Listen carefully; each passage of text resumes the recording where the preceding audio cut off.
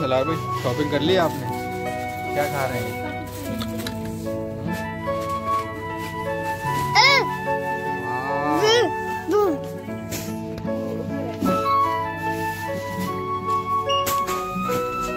हाँ ये बेसन हो गया, गुड़ हो गया, ये नींबू हो गया।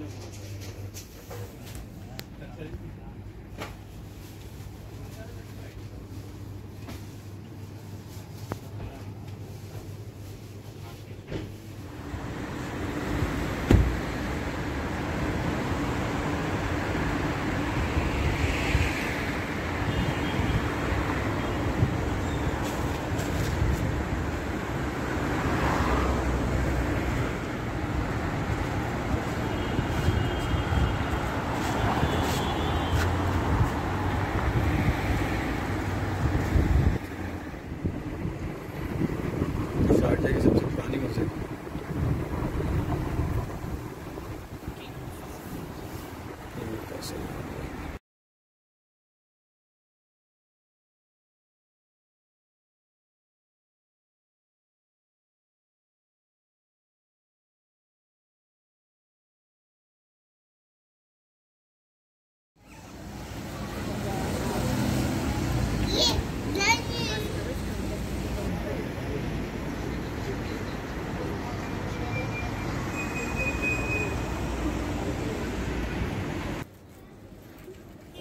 बनता है ये, और एक दही दही बड़ा छोले की वो है, चने का एक प्लेट हो गया, दही बड़ा दोनों मिक्स नहीं, क्या दही बड़ा खाना है क्या?